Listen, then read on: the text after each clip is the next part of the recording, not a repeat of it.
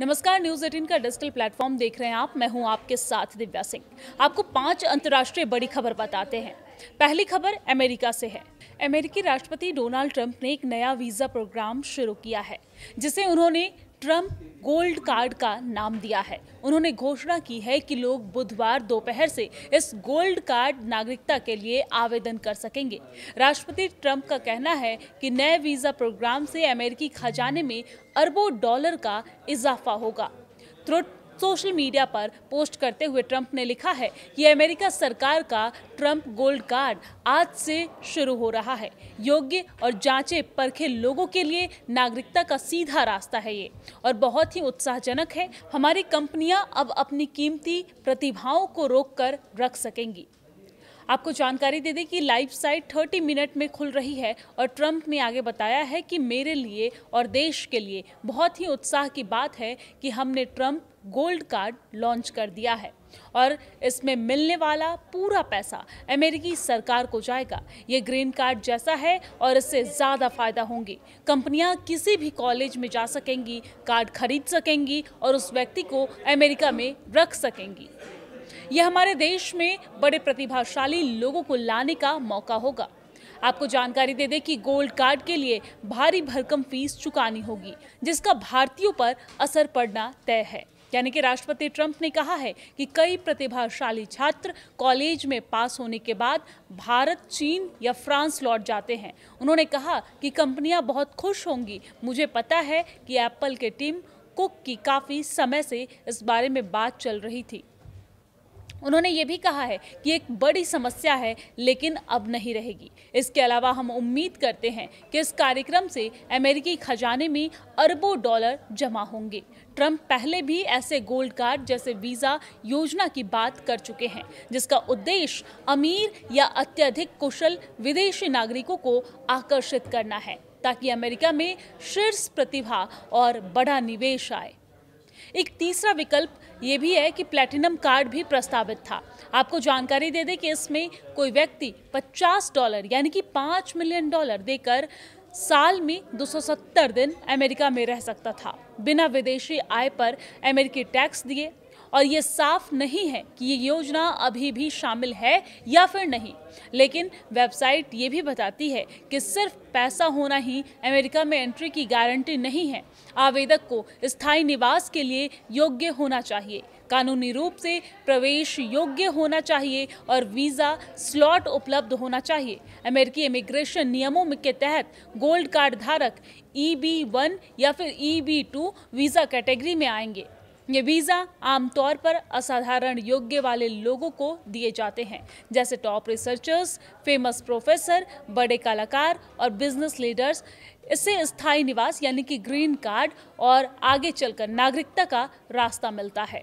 तो Trump gold card के लिए आवेदकों को भारी भरकम रकम चुकानी होगी। यदि आम भारतीय कार्ड लेना चाहें तो उसे $1 मिलियन यानी कि लगभग 9 करोड़ रुपए चुकाने होंगे।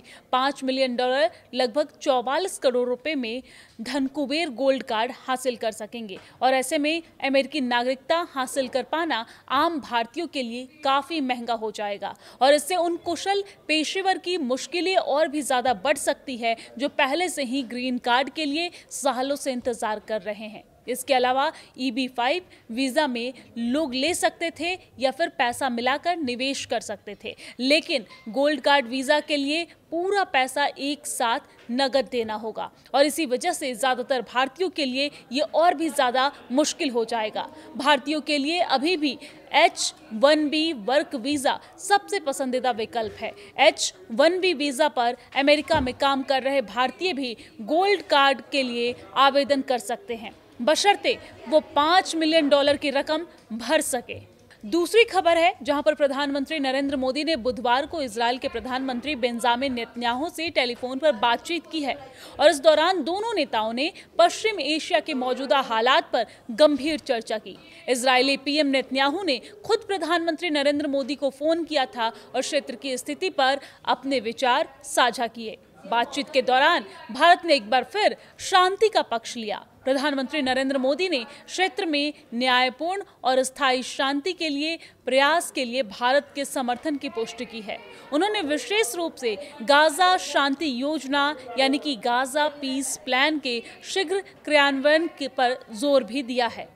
प्रधानमंत्री कार्यालय यानी कि पीएमओ की ओर से जारी बयान के मुताबिक दोनों नेताओं ने आतंकवाद के मुद्दे पर एक सुर में बात की है। पीएम मोदी और नेतन्याहू ने आतंकवाद की कड़ी निंदा की है और उन्होंने दोहराया है कि आतंकवाद के किसी भी रूप को बर्दाश्त नहीं किया जाएगा। दोनों देशों ने जीरो टॉलरेंस के अपने दृष्टिकोण को फिर से स्पष्ट किया है और ये बातचीत ऐसे समय में हुई है जब वैश्विक स्तर पर आतंकवाद और क्षेत्रीय सुरक्षा बड़ी चुनौती बनी हुई है। तो बातचीत के दौरान भारत और इजरायल के द्विपक्षीय संबंधों पर भी चर्चा हुई। दोनों नेताओं ने भारत इजरायल रणनीतिक साझेदारी में हो रही प्रगति पर संतोष जताया। उन्होंने संकल्प लिया है कि आपसी लाभ के लिए इन संबंधों को और गहरा किया जाएगा। पीएमओ ने बताया है कि दोनों नेता भविष्य में भी एक दूसरे के संपर्क में रहने पर सहमत हुए हैं। भारत ने हमेशा से इजरायल के साथ मजबूत रक्षा रणनीतिक संबंध बनाए रखे हैं और ये बातचीत उसी दिशा में एक और कदम है। अब तीसरी बड़ी खबर आपको बताते हैं, जहां पर भारत ने हाल ही में अफगानिस्तान के अंदर हुए पाकिस्तानी हवाई हमले की संयुक्त राष्ट्र सुरक्षा परिषद में आलोचना की है।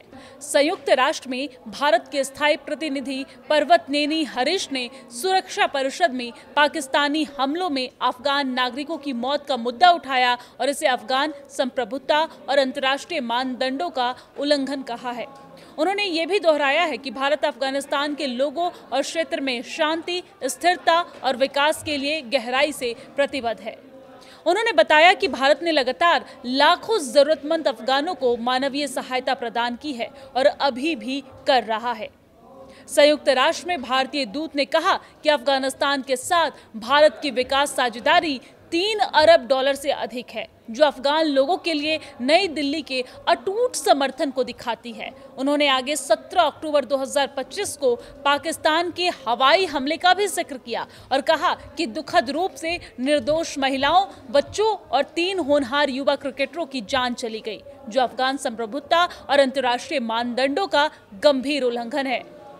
पी हरीश ने यह कहा है कि ये हमले कथित तौर पर आतंकवादियों को निशाना बना रहे थे और इसके बजाय नागरिकों की जान ले चुके हैं और सीमा पर तनाव बढ़ा दिया है। भारत इस तरह की आक्रामकता के कृत्यों की निंदा करता है। वो न केवल नाजुक संघर्ष विराम प्रयासों को कमजोर करते हैं, बल्कि देशों के लिए क्षेत्रीय अखंडता का सम्मान करने और ऐसे काम से बचने की जरूरत पर भी प्रकाश डालते हैं जो नागरिकों के लिए खतरनाक हो। और चौथी बड़ी खबर अब रूस से सामने आ रही है, जहां पर रूस के सेंट पीटर्सबर्ग शहर में सबसे बड़े बाजार में एक बुधवार शाम को भीषण आग लग गई है। रूस के आपातकालीन स्थिति मंत्रालय ने बताया है कि बुधवार रात निवस्की जिले में एक बाजार की इमारत में आग लग गई और आग से एक व्यक्ति की मौत की जानकारी सामने आई है। रूसी मीडिया के चश्मदीद के हवाले से ये बताया जा रहा है कि घटनास्थल पर कई धमाकों की आवाज सुनाई दी। रूसी मीडिया ने यह भी बताया है कि पूरा मार्केट कॉम्प्लेक्स आग की लपटों से घिर गया था। अभी भी आग लगने के कारण का कुछ पता नहीं चल पाया है, लेकिन घटनास्थल से मिले वीडियो शहर के ऊपर तेज आग की लपटें और धुएं के घने बादल उठते दिखा रहे हैं। रूसी मीडिया रिपोर्ट के अनुसार आग लगने की घटना में कम से कम 2 लोग घायल हुए हैं और एक 52 साल की महिला की कार्बन मोनोऑक्साइड से पॉइजनिंग हो गई, जबकि एक व्यक्ति आग से बचने के लिए दूसरी मंजिल से कूद गया और घायल हो गया है।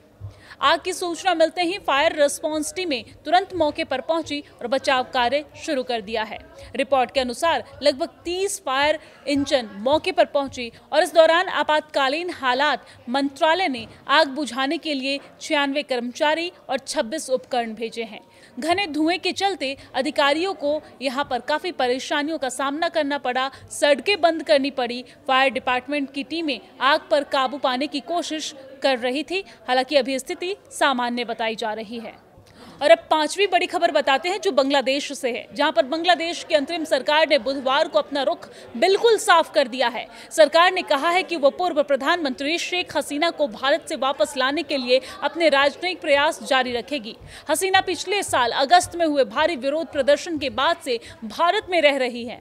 बांग्लादेश के विदेशी मामलों के सलाहकार मोहम्मद तौहीद हुसैन ने ये जानकारी दी है। उन्होंने कहा है कि हम भारत को मनाने की पूरी कोशिशें करेंगे कि उन्हें ढाका वापस भेजा जाए।